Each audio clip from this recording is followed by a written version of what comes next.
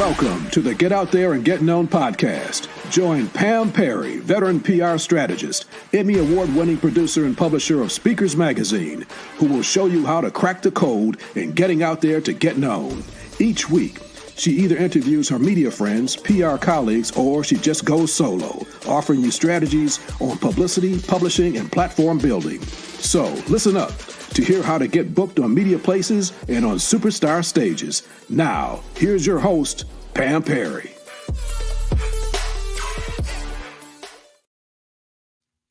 Hey, this is Pam Perry. Well, thank you for joining us. This is podcast number 10, the Big 10, right?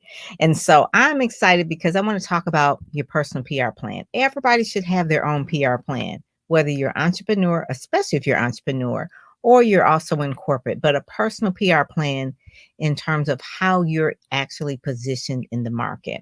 We're going to talk about media, obviously, but one of the first things that for any type of PR plan is knowing your mission, knowing your why.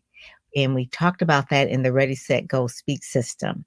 And we talked about the Ready system. Go back and listen to that podcast. We talked about the set. We talked about the go and the speak phase. And all of those are really, really important to put together this whole how to work the plan. So you need an overall vision or a why, a brand, defining and designing and deciding on your brand. Those are, say that fast 3 times. Say that fast 3 times. Deciding, designing, and defining, right? 3 times of how your brand will look and show up in the world. And so I'm just going to go over like really 3, maybe 4 points of how to design your personal PR plan.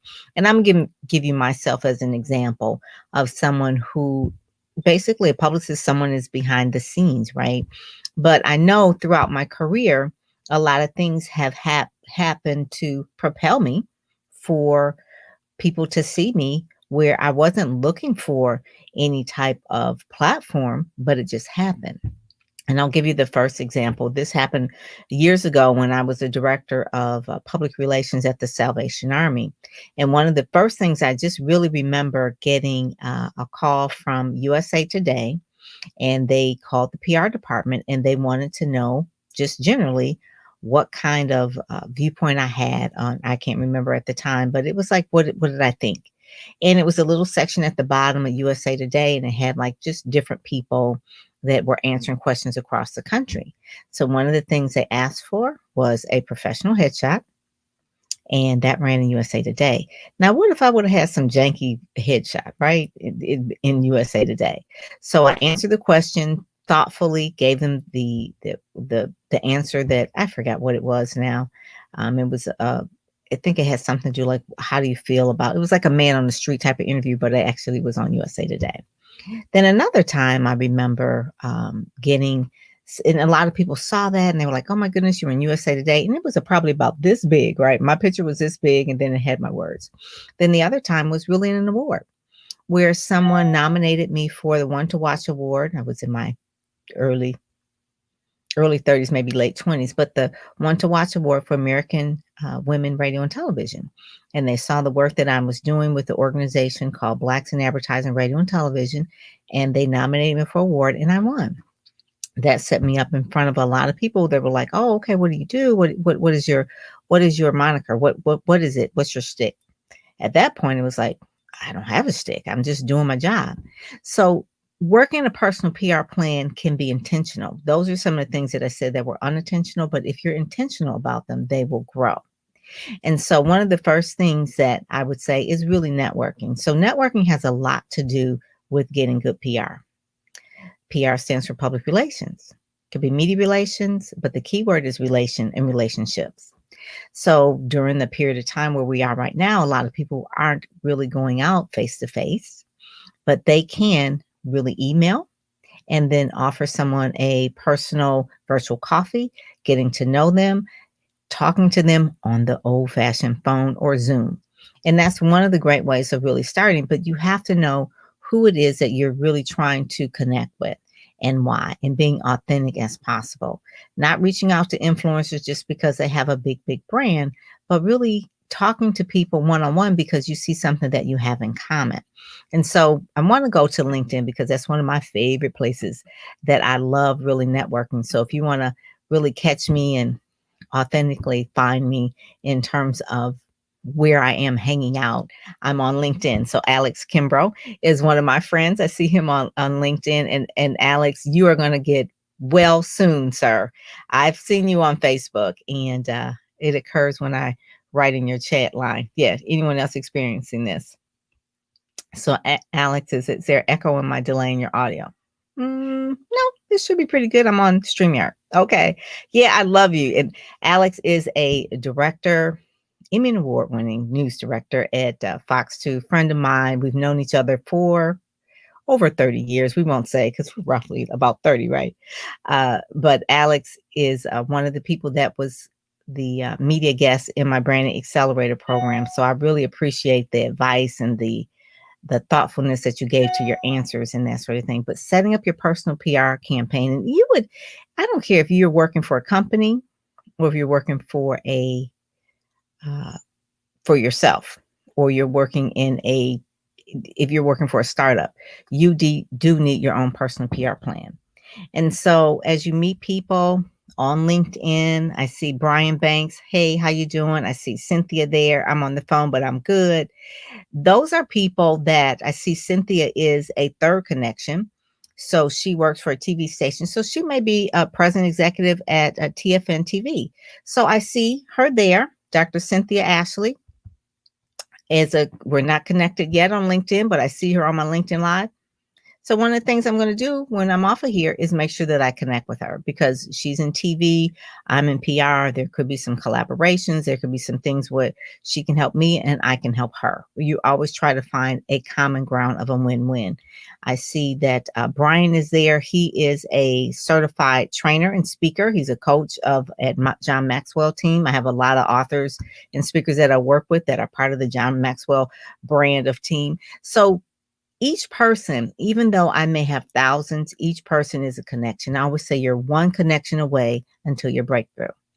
So never treat anyone like, oh, well, they're just one of my followers. They're one of my friends. They're one of my fans. Okay. People aren't fans. People are people who have real lives that you can make a connection with. And as a publicist, we have to know so many different types of personalities. So one of the things I will say about developing your personal PR plan, you got to be likable. And you know how a person is likable? By really listening to other people, paying attention to other people, and taking the focus off of you and putting it on them. That's kind of like one of the old Dale Carnegie kind of trainings from years ago. It's probably people who are millennials don't know, like, who is Dale Carnegie? But that's really true. So when people who are PR people, not only do they have a nose for news, because they're really, like I call publicists, are like inverted journalists, right? They don't work for the news organization, they work for the client. But you also have to have a way where you like people, right? And you're interested in other people. And so when you have that real connection, what I call a genuine connection with someone, making sure you keep in touch with them if there's a way. And I've learned this from my mentor, Dr. George Fraser. George Fraser said that every day he does a outreach to different people in his network. He says usually about 5. He'll pick up the phone and he'll just say, hey, how's it going? What's going on? Now, it does sound like that takes a lot of time, but he said it really doesn't. It's just intentional. Now, there are always 5 people that we probably talk to on a regular basis, but he goes outside of the network. And if he can't be helpful to them directly, he then connects them to someone else in his network. And that's what true networking is, because we are a woven web together. It's stronger when we weave the web together. So doing that, especially if you're African American, is a way for us to be stronger, because we don't have the crab in the barrel mentality. We try to lift each other up. We don't pull each other down. That's more like the mindset of the Ready, Set, Go, Speak system. I really go through that. That helps with the imposter syndrome, because you know people personally. You're not just like flossing. You are really making a real connection with people and having an understanding of who they are, how you can help them. And in turn, they will figure out how they can help you. If you're on brand and you know your message, you define, decide, and really hone your message. So the next thing after that is become a news junkie. So Alex would like this. Being a news junkie from the standpoint of knowing what's going on around you. There's nothing worse than trying to develop a PR plan, pitch in the media, and you don't know what's going on in the media, in the news. Now, I'm not saying you have to watch 24 hours a day, nothing but news, because it can be very negative, but you do need to know and be aware of it. All right. You have to know if Black Lives Matter, if there's another protest going on. You have to know who was elected, maybe just recently to Supreme Court. I mean, just current events. Current events help if you want to talk intelligently to the news, because they want to know how knowledgeable you are about world events, local events, current events. Okay. That's so important for your PR campaign. So I'll give you another example of it. And also too, I talk a lot about awards and that sort of thing in contests, because once a contest is over with, they can't take any more applications. So there were a couple of things that I remember, and this was a while ago, so I'm going back into some stories. My husband, actually before he was my husband, he actually had his own company, Perry Marketing Group. And he was, before we were married, he was like late 30s, I guess it would say. And there was a contest called Smirnoff Style. And it was an urban, like male beauty contest, I guess you would say. And he didn't want to enter it at all. He was like, I am not doing it. So I actually had someone that I did his application, submitted his picture, because he did have some headshots, and he was actually he actually got into the contest. So we had to do 3 rounds. I think one round, basically all he had to do was like say his voice and model and strut or something. It was like casual dress or whatever. Anyway, long story short, he's in a marketing company. He's like, why do I need to do this? So eventually it became a big deal. The more he got involved in it, was like, wow, this is kind of cool, because everybody really wants it. Some people were actors, some people were, but he was a voiceover talent too. So he really did have some things in the quote unquote in the media. But finally, at the end, it was at Cobo Hall, which was a big thing, and hundreds of people were there. And he was feeling like, oh my God, this is a big deal. Pam got me into something like, I don't know. But when he heard what the grand prize was, and if anybody's from Detroit, if they know this, he won like $10,000 worth of clothes from Van Dyke's. And he was like, oh, this is that bad. So anyway, long story short, he won the contest. He was in front of the newspaper and all this kind of stuff, and Smirnoff Style. He didn't win Smirnoff. Okay. He didn't win Smirnoff, but he did win the contest and won all these clothes, and he could pick whatever he wanted out of the store. He had like clothes forever. That brought his image up in terms of how people perceived him. His personal PR plan worked because he was always sharp. People remember him from that contest, and he flexed some muscles or whatever. I forgot what he did, but it was just like a silly thing. But in terms of making him stand out from the noise, it was something that he did.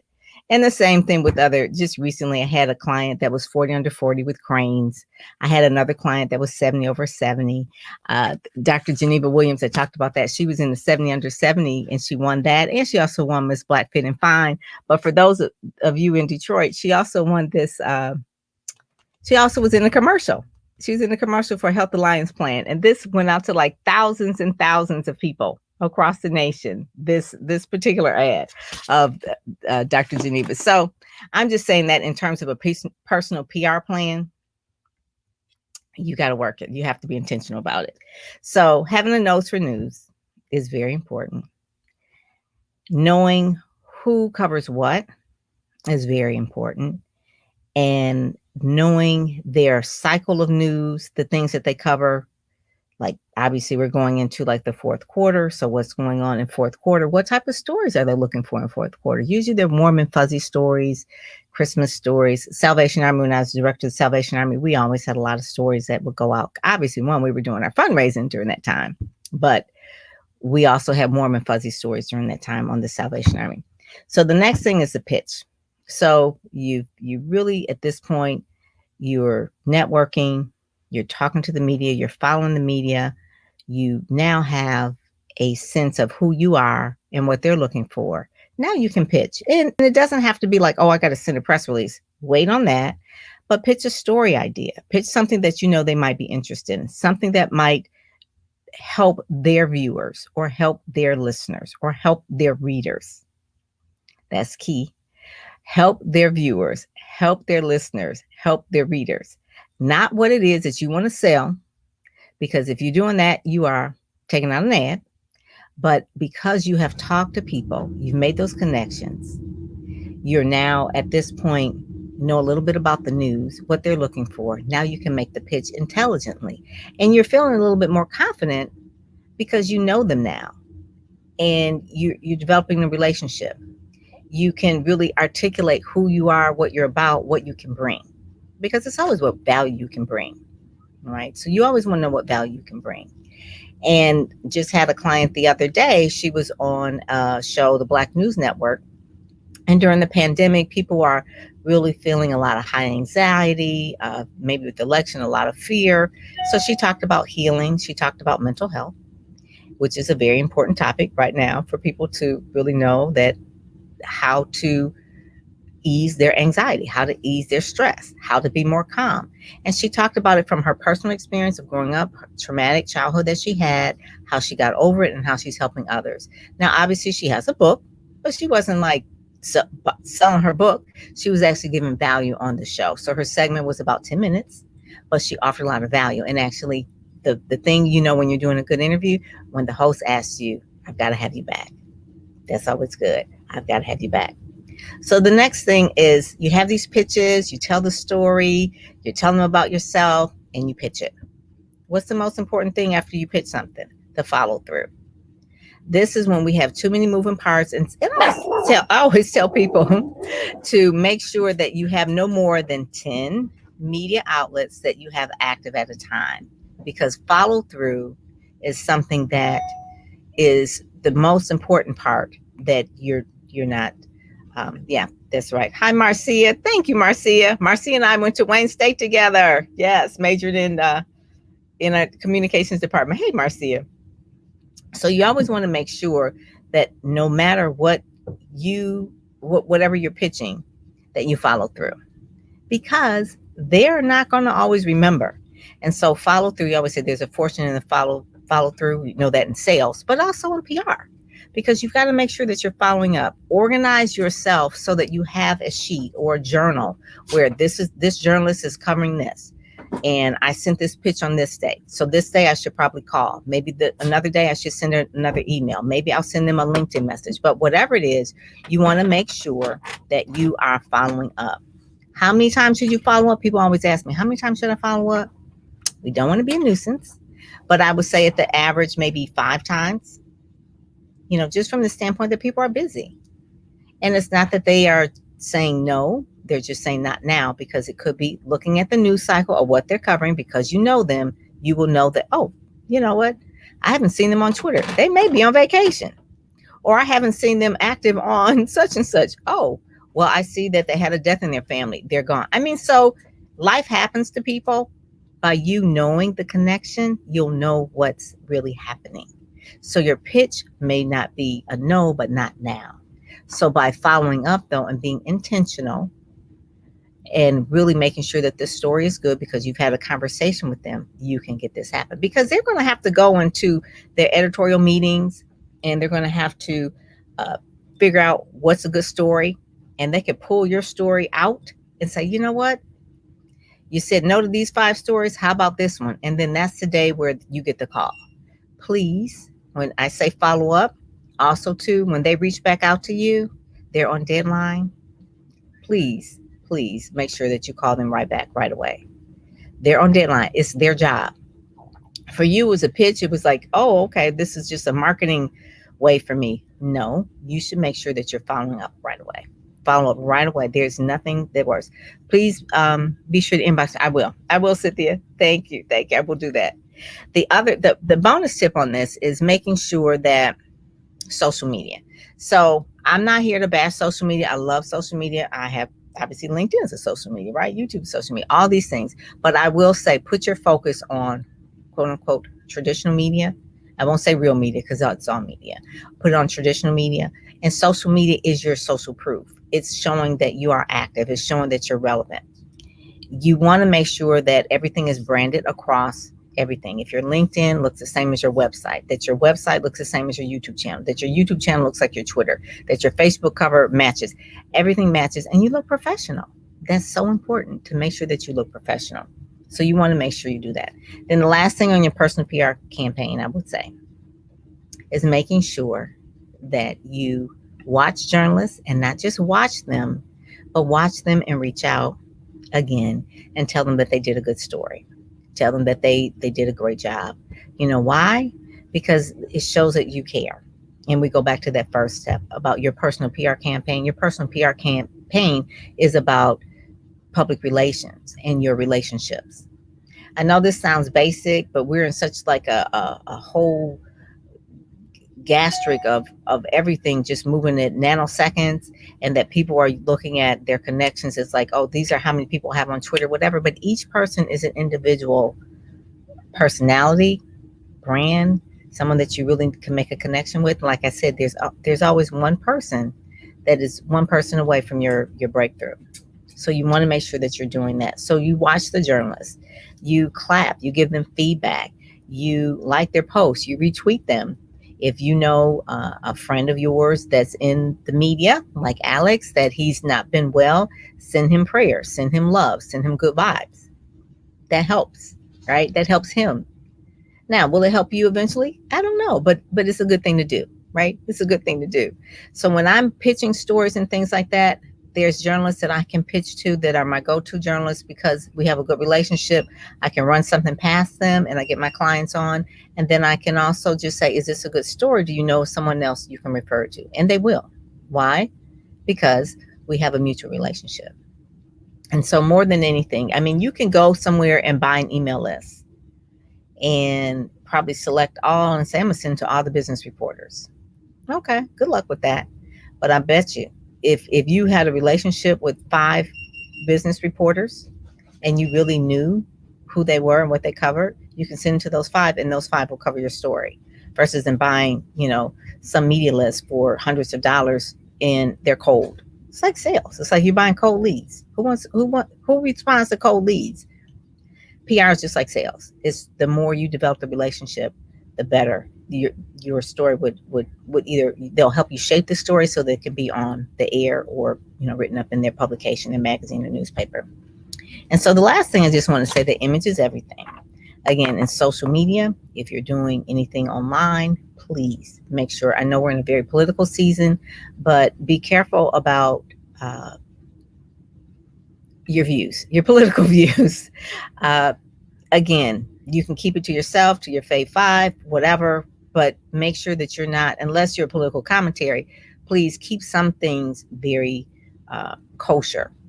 You want to make sure that you're not offending anyone and that you're not coming off too vocal. I'm not saying don't be authentic, always be authentic. But what I'm saying is making sure that you're not offending anyone. We're not spewing hate or any of that kind of thing in language. So you want to make sure that you're doing that.